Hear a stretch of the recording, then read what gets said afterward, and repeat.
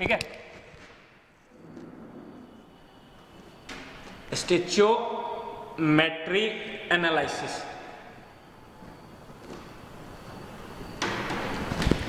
ये एनालिसिस करने से पहले हमें बैलेंस रिएक्शन होनी चाहिए। जब बैलेंस रिएक्शन नहीं होगा तो आप स्टोइचियोमेट्रिक एनालिसिस नहीं कर पाएंगे। जैसे आप ध्यान दें, यदि स्टोइचियोमेट्रिक एनालिसिस में तो बैलेंस रिएक्शन जैसे हमने इससे पहले लिखा था N2 प्लस 3H2 2NH3, ये रिएक्शन बैलेंस है। आप heat and trial method use कर सकते हैं। यहाँ नाइट्रोजन 2 हाइड्रोजन 6 बैलेंस है, तो 1 3 2, ठीक। यहाँ हम बोलेंगे स्टोइचियोमेट्रिक एनालिसिस के अकॉर्डिंग कि 1 mole of N2 combines with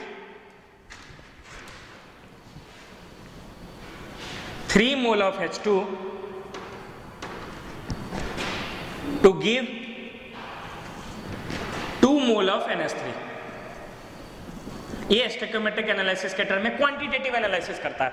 जैसे ऐसे बोले, दो आदमी है, एक आदमी बोला है कि थोड़ा सा नाइट्रोजन थोड़ा सा हाइड्रोजन से रिएक्ट करके कुछ NH3 बनाया, तो ये हो गई मोटा मोटी बातें, मतलब डार्क में रखना।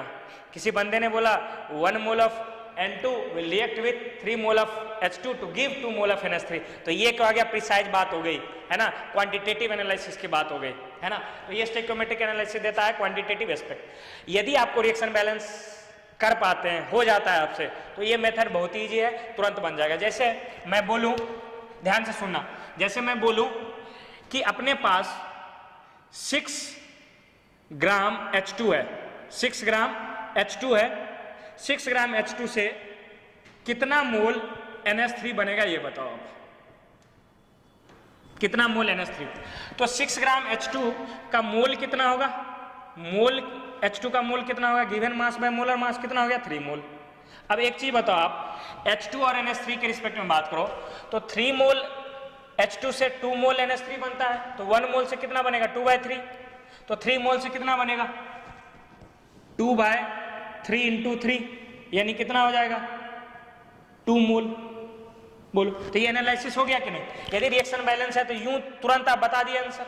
अब इसी में देखो, ये बोल दे कि वॉल्यूम ऑफ NH3 बताओ, इतना ही नहीं, बोले आपको कि volume of NH3 eight STP बताओ, तो क्या बोलोगे, मोल तो निकल गया, वॉल्यूम कैसे, या NTP कर दो। STP पे होता है 22.7 और NTP पे होता है 22.4, तो volume of NH3 eight NTP क्या होगा, तो मोल पता चल गया, वॉल्यूम कैसे निकालेंगे, 2 इंटू 22.4 कितना हो गया, 44.8। बोलो, या दूसरे तरीके से बोले कि हम 6 ग्राम H2 लिए हैं, कितना मास NH3 का बनेगा, तो यहां से मास निकाल लो, कैसे, 2 इंटू NH3 का मोलर मास कितना, 17, कितना हो गया, 34 ग्राम। ठीक है, तो इस तरीके से मास से वॉल्यूम निकाल सकते हो आप, मास से मास निकाल सकते हो, या मोल से मोल निकाल सकते हो। तो इस तरीके के एनालिसिस की जा सकती है। दूसरी बात ऐसे भी बोला जा सकता है कि अपने पास बताओ आप कि 9 लीटर H2 है, आप बताओ NH3 का कितना वॉल्यूम बनेगा। तो देखो 3 से 2 बन रहा है, 3 लीटर से 2 लीटर बन रहा है। इसको एनालिसिस करके आप ऐसे भी बोल सकते हो कि 1 litre N2 combines with 3 liter H2 to give 2 liter NH3। ठीक है, अब ध्यान से सुनना आप, 3 लीटर से 2 लीटर बन रहा है, तो 9 लीटर से कितना बनेगा, 3 लीटर से यदि 2 लीटर बन रहा है तो 9 लीटर से कितना बनेगा, 3 litre H2 gives 2 litre NH3, तो 9 लीटर H2 कितना देगा, 2/3 इंटू 9, तो कितना हो गया, 6 लीटर। तो इस तरीके से हम वॉल्यूम से वॉल्यूम रिलेशन, वैसे अलग है ऑडियोमेट्री एनालिसिस में आप पढ़ते हैं volume analysis, mass volume mole analysis, that is all about the stoichiometric analysis. इस तरीके से हम डील करते हैं। ठीक है, अब अगला पार्ट है स्टोइचियोमेट्रिक एनालिसिस के बाद कंसंट्रेशन टर्म। जैसे reaction generally maximum reaction solution में होते हैं, तो अब सॉल्यूशन में किसी सब्सटेंस का कितना अमाउंट मिला हुआ है, फिर से सुनना ध्यान से, किसी सॉल्यूशन में किसी सब्सटेंस का कितना अमाउंट मिला हुआ है उसको किस टर्म में एक्सप्रेस करते हैं। ठीक है, अब हम पढ़ेंगे कंसंट्रेशन टर्म। क्या पढ़ेंगे? Concentration terms. कंसंट्रेशन टर्म में ध्यान रखने वाली बात है क्या क्या यूज करते हैं हम कंसंट्रेशन टर्म में? हम मोल फ्रैक्शन यूज करते हैं, मोल फ्रैक्शन यूज करते हैं, मोल फ्रैक्शन के बाद मोलारिटी भी यूज करते हैं, मोलालिटी भी यूज करते हैं, मास परसेंट भी यूज करते हैं, मास परसेंट यूज करते हैं, वॉल्यूम परसेंट यूज करते हैं। इसको ऐसे भी लिखा जा सकता है, मास परसेंट को परसेंटेज W/W, इसको लिखा जाता है परसेंटेज V/V, या एक और टर्म आता है परसेंटेज W/V। ये टर्म हम डील करें, पहले इसको डील कर ले रहा हूं मैं, मास परसेंट, वॉल्यूम परसेंट और परसेंटेज मास बाय वॉल्यूम। इसमें जो न्यूमरेटर में होता है, न्यूमरेटर में जो होता है वो सॉल्यूट होता है। सबसे पहले कि W क्या डील करता है? मास। V क्या डील करता है? वॉल्यूम। ठीक है, और वॉल्यूम हमेशा इस टर्म में 100 होता है और वो ml में होता है। किस में होता है? ml में होता है। तो न्यूमरेटर में जो होता है वो सॉल्यूट होता है, न्यूमरेटर में सॉल्यूट डील करते हैं हम, और डिनोमिनेटर में जो होता है सॉल्यूशन डील करते हैं। ठीक है, डिनोमिनेटर में सॉल्यूशन होता है। अब जैसे इसको समझें कि परसेंटेज W/W, परसेंटेज W/W, तो हमने बोला कि न्यूमरेटर में क्या होता है? सॉल्यूट, डिनोमिनेटर में क्या होता है? सॉल्यूशन। फिर हमने क्या बोला कि W डील करता है मास, V डील करता है वॉल्यूम। तो इसको क्या बोलेंगे? इसको देखो कैसे डिफाइन करते हैं, mass of solute, mass of solute divided by mass of solution, और चूंकि परसेंटेज में है तो 100 से मल्टीप्लाई कर देंगे। इसी तरह परसेंटेज V/V क्या होगा? न्यूमरेटर में होता है सॉल्यूट, सॉल्यूट का क्या? मास या वॉल्यूम, तो V लिखा हुआ है तो वॉल्यूम लिख देते हैं। तो क्या करेंगे? Volume of solute divided by volume of solution, volume of solution, और मल्टीप्लाइड बाय 100। इस तरीके से हम डील करते हैं। फिर इसका क्या मतलब? तो न्यूमरेटर में क्या? सॉल्यूट, सॉल्यूट का क्या? मास या वॉल्यूम, तो लिखा हुआ है W, तो क्या करेंगे? मास, तो mass of solute divided by volume of solution और मल्टीप्लाइड बाय 100। इस तरीके से हम डील करते हैं। अब आगे बढ़ते हैं हम, मोलालिटी, मोल फ्रैक्शन, मोलारिटी। दूसरी बात एक चीज और बता दूं कि यदि आप यहां से इसमें जाना चाह रहे हैं, परसेंटेज W/W से V में जाना चाहें, तो मास और वॉल्यूम के थ्रू डेंसिटी के थ्रू, तो डेंसिटी आपको पता है क्या होता है? Density is equal to mass per unit volume. तो यूज कर सकते हो आप वॉल्यूम वाले टर्म से मास में आसानी से आप जा सकते हो। अब आगे देखते हैं, हमने मोल फ्रैक्शन, मोलारिटी और मोलालिटी पढ़ना है, तो इसको भी हम डील कर लेते हैं। ठीक है, ध्यान देना आप, ये सब इंपॉर्टेंट है। वैसे 12th का एक चैप्टर है सॉल्यूशन एंड कोलिगेटिव प्रॉपर्टी, उसमें भी ये चीजें डील होगी। ठीक है, यहां भी देख लेते हैं हम थोड़ा सा। अब मोलारिटी क्या होता है? मोलारिटी निकालते हैं हम moles of solute present in per litre of solution in litre. Solution का वॉल्यूम लेना है लीटर में। अब सॉल्यूट डायरेक्टली नहीं देके, हो सकता है मास दे दिया तो कोई दिक्कत नहीं है।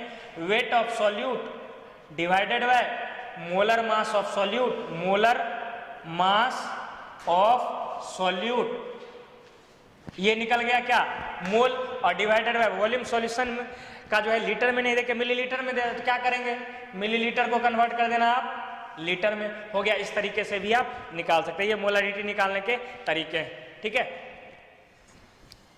आगे बढ़ते हैं, मोलालिटी।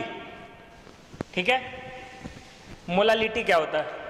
मोलालिटी होता है moles of solute divided by KG of solvent, मतलब सॉल्वेंट का वेट केजी में हो। अब ध्यान से देखना, आप कभी कभार क्या करता है, सॉल्यूट डायरेक्टली नहीं देगा, सॉल्वेंट डायरेक्टली नहीं देगा, ग्राम में दे दिया या सॉल्यूट का मास दे दिया, तो क्या करेंगे, weight of solute divided by molar mass of solute, molar mass of solute upon KG नहीं दिया, ग्राम दिया हुआ, तो gram of solvent divided by 1000, इससे डिवाइड कर दोगे तो देखो ये टर्म क्या आ गया, मोल आ गया सॉल्यूट का, ये टर्म क्या आ गया, सॉल्वेंट किस यूनिट में, केजी में। तो इस तरीके से निकालते हैं। फिर मोलारिटी की बात होगी, मोलारिटी अभी आपने देख लिया, डील कर लिया हमने मोलारिटी। मोलालिटी हो गया। मोल फ्रैक्शन क्या होता है, मान लो किसी सॉल्यूशन में ए और बी नामक दो कंपोनेंट है, ए और बी मिलकर सॉल्यूशन बना रहा है, जिसमें ए का मोल एन सफिक्स ए है, बी का मोल एन सफिक्स बी है। तो आपको यदि मोल फ्रैक्शन ऑफ ए पूछा जा रहा है और मोल फ्रैक्शन ऑफ बी पूछा जा रहा है, तो देखो क्या करते हैं, एकदम सीधा सा सिंपल सा, बहुत सिंपल, जिसका मोल फ्रैक्शन निकालना है उसका मोल न्यूमरेटर में और टोटल मोल डिनोमिनेटर में, इस तरीके से निकालते हैं। अब बी का मोल फ्रैक्शन, तो जिसका मोल निकालना है उसका मोल न्यूमरेटर में और टोटल मोल डिनोमिनेटर में। एक और महत्वपूर्ण बात कि मोल फ्रैक्शन का सम यहाँ होता है 1, तो एक का मोल फ्रैक्शन पता चल गया तो दूसरे का मोल फ्रैक्शन हम इजीली निकाल सकते हैं। बोलो हाँ या ना, कोई दिक्कत नहीं। अब आगे कुछ चीजें लेते हैं, जैसे मोलारिटी में परसेंटेज आपको W/W में दिया हुआ है, डेंसिटी दिया हुआ है, फिर मोलालिटी नहीं देके मोल फ्रैक्शन दिया हुआ है और मोलालिटी पूछा गया, तो कुछ हम रिलेशन यहाँ भी देखते हैं, ठीक है, ध्यान देना आप।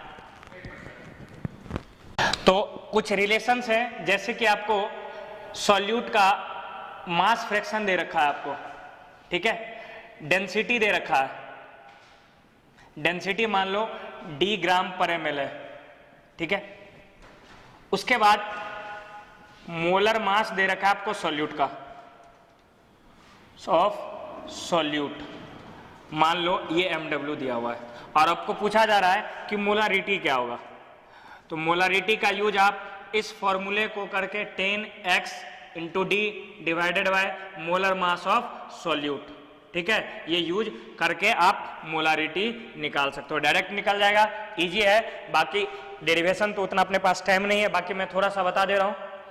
ये वेट ऑफ सॉल्यूशन दिया हुआ है, ये वेट ऑफ सॉल्यूशन दिया हुआ है, ये वेट ऑफ सॉल्यूट दिया हुआ है, तो इस वेट का यूज करके हम क्या करते हैं, डेंसिटी का यूज करते हुए इसका वॉल्यूम निकालते हैं, वॉल्यूम को 1000 से डिवाइड करते हैं तो आ जाता है, और मास दिया हुआ है सॉल्यूट का, तो मास को मोलर मास से डिवाइड करते हैं आप, मोल आ जाता है, डिवाइड के mole of solute divided by volume of solution आ जाता है, ये डेरिवेशन का तरीका।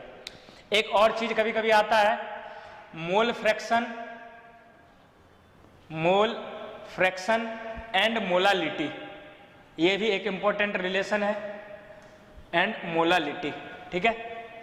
तो mole fraction of solute divided by mole fraction of solvent is equal to molality is equal to molality into molecular weight of solvent divided by 1000, ये आप use करते हैं ना, तो डायरेक्टली आ जाएगा। वैसे कभी कभार केवल सॉल्यूट का मोल फ्रैक्शन देता है तो सॉल्वेंट का कोई दिक्कत नहीं है, 1 में से घटा दो, mole fraction of solute divided by 1 minus mole fraction of solute is equal to molality multiplied by molecular weight solvent का अपॉन 1000।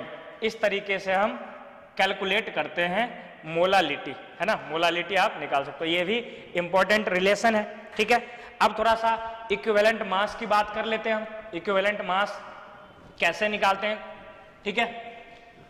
तो इक्विवेलेंट मास का एक छोटा सा और बेहतरीन फॉर्मूला बताएं तो ये होता है, यदि सब्सटेंस की बात करें तो molecular weight by x factor, ठीक है, इक्विवेलेंट मास ये हम H2 के रिस्पेक्ट में बात करें,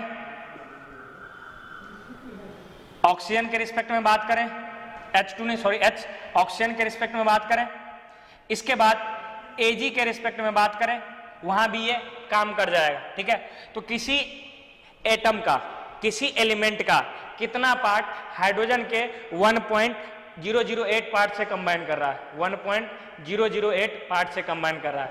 किसी एलिमेंट का कितना पार्ट ऑक्सीजन के 8 पार्ट से कंबाइन कर रहा है, किसी एलिमेंट का कितना पार्ट Ag के 108 पार्ट से कंबाइन कर रहा है, किसी एलिमेंट का कितना पार्ट क्लोरीन के 35.5 पार्ट से कंबाइन कर रहा है, वही हो जाएगा उसका इक्विवेलेंट मास। जैसे मान लो हमने बोला कोई मेटल ऑक्साइड है, MO है, इस मेटल ऑक्साइड में ऑक्सीजन का परसेंटेज 20 है, इस मेटल ऑक्साइड में ऑक्सीजन का परसेंटेज 20 है, तो मेटल का परसेंटेज कितना होगा बताओ, 80।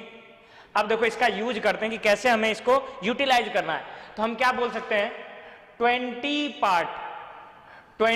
पार्ट ऑक्सीजन का कंबाइन कर रहा है 80 पार्ट मेटल से, लेकिन इक्विवेलेंट मास के लिए हमें 8 पार्ट देखना है, ऑक्सीजन का कितना पार्ट देखना है, 8 पार्ट।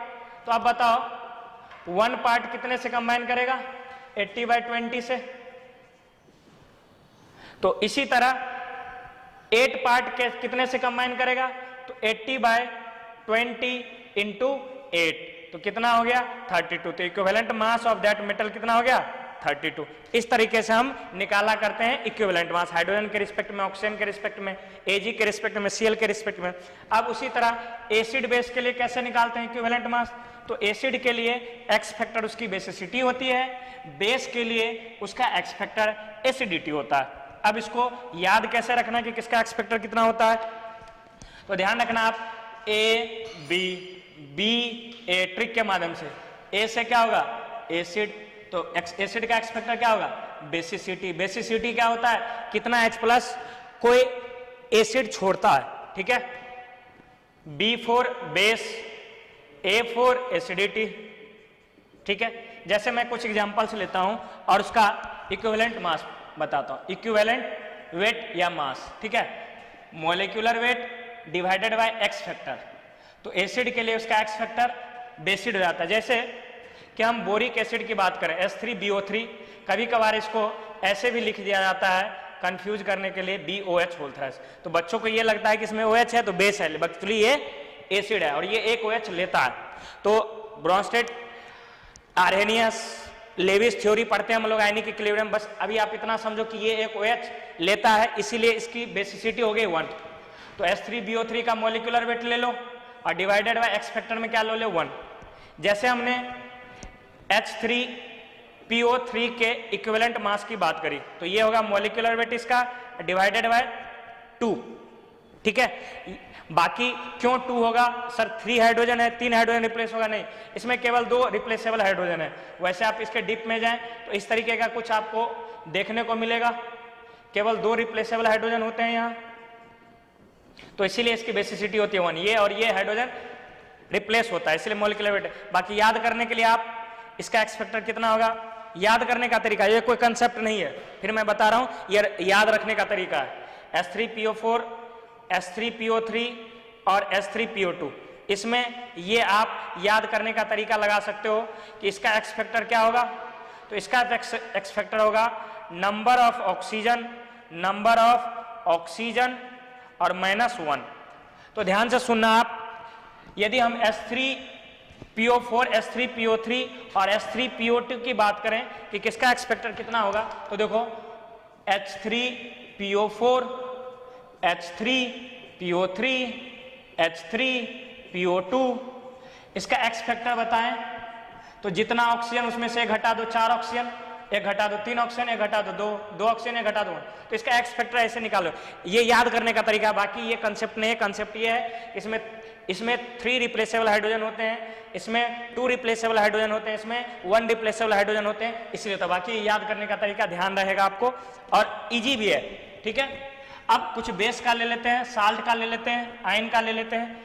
बेस का जैसे मान लो हमने AlOH होल थ्राइस लिया, ठीक है, इसका पूछा जाए आपको इक्विवेलेंट वेट, तो इक्विवेलेंट वेट इसका मॉलिक्यूलर वेट ले लेना और एक्स फैक्टर जितना OH ये देगा, तो ये 3 OH देता है, तो हो गया इजी।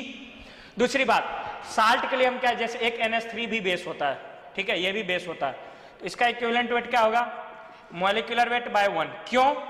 क्योंकि ये एक हाइड्रोजन लेता है। क्यों लेता है? इसके पास इसका ऑक्टेट कंप्लीट नहीं होता है, तो आप ये क्या करता है, बाहर से लेता है, क्या इलेक्ट्रॉन लेता है, ये एक H+ लेता है, ठीक है, तो ये हो जाता है NH4+, ठीक है। तो इस तरीके से निकालते हैं। साल्ट का कैसे निकालते हैं, जैसे कोई साल्ट हमने लिया, ध्यान से सुनना आप, साल्ट का सबसे बड़ी बात कि साल्ट कैसे पहचानेंगे, तो साल्ट बनता है, एसिड और बेस जब रिएक्ट करता है तो साल्ट बनता है और वाटर बनता है, तो equivalent weight of salt, equivalent weight of salt, ठीक। ये क्या होता है, molecular weight divided by total charge on cation और एनाइन, या तो केटाइन का टोटल चार्ज ले लो या एनाइन का ले लो। जैसे एग्जांपल के लिए मैं बताऊं कि आपको पूछा जाए कि आप हमें Na2SO4 का इक्विवेलेंट वेट बताएं, जैसे इसके अलावा आपको बोला जाए कि NH4Cl का इक्विवेलेंट वेट बताएं, तो कैसे करेंगे, इसको यदि आप ब्रेक करोगे तो Na+ बनेगा और SO4 2- बनेगा, इसको ब्रेक करें तो NH4+ और क्या बनेगा, Cl-। अब केटाइन पे टोटल चार्ज कितना होगा, 2 यूनिट, कैसे, एक सोडियम आयन पे 1 यूनिट चार्ज, तो 2 सोडियम आयन पे 2 यूनिट चार्ज, एक सल्फेट पे क्या 2 यूनिट, तो जितना केटाइन का चार्ज है उतना ही एनाइन का चार्ज है, इसलिए मैंने फॉर्मूला में लिखा है कि या तो टोटल चार्ज केटाइन का ले लो या एनाइन का ले लो। तो इसका इक्विवेलेंट वेट क्या होगा, इसका molecular weight divided by charge 2 unit, इसका इक्विवेलेंट वेट क्या होगा, तो इसका molecular weight divided by charge क्या ले लो, या तो टोटल पॉजिटिव चार्ज या नेगेटिव चार्ज, तो 1 हो गया। तो इस तरीके से इक्विवेलेंट वेट निकालते हैं, ठीक है। तो ये हो गया, आपने आज सीखा मोल निकालने के तरीके, empirical formula, molecular formula, vapour density, फिर लॉज ऑफ केमिकल कॉम्बिनेशन, फिर इक्विवेलेंट वेट। तो इस तरीके से हम इस चैप्टर के मैक्सिमम पार्ट को हमने कवर अप किया, और यहाँ से क्वेश्चन आते हैं, ये सब क्वेश्चन आते हैं, बाकी इसको हम इलेक्ट्रोकेमिस्ट्री से भी रिलेट कर सकते हैं, तो यहाँ अच्छे क्वेश्चंस यहाँ से फ्रेम होते हैं, ठीक है। अब कुछ चीजें और हम ले लेते हैं, एक्स्ट्रा चीजें कुछ, ठीक है। जैसे सिग्निफिकेंट फिगर था, तो सिग्निफिकेंट में जैसे मैं कुछ एग्जांपल्स लेता हूं, उसके जरिए आपको बताऊंगा। जैसे मान लो 23200, ठीक है, 2.002, ठीक है, फिर मान लो 20, फिर मान लो 20 पॉइंट, फिर मान लो 20.0, ठीक, फिर मान लो 0.0002, फिर मान लो 6.02 इंटू 10⁻23, ठीक है। अब देखो सिग्निफिकेंट फिगर कितने होंगे ये डिसाइड करने के तरीके हैं, कितने नॉन जीरो डिजिट है, ठीक है, वो सारे सिग्निफिकेंट होते हैं। अब राइट साइड में बिना डिसिमल के यदि जीरो पढ़ते हैं तो वो सिग्निफिकेंट नहीं होते हैं। ध्यान से सुनना, नॉन जीरो डिजिट क्या है, 1 2 3, और राइट साइड में जीरो पढ़ रहा हो, राइट साइड में यदि जीरो पढ़ रहा हो और डिसिमल नहीं हो वहां, तो वो जीरो सिग्निफिकेंट नहीं होते हैं। तो यहाँ कितने नॉन जीरो डिजिट हैं, 3।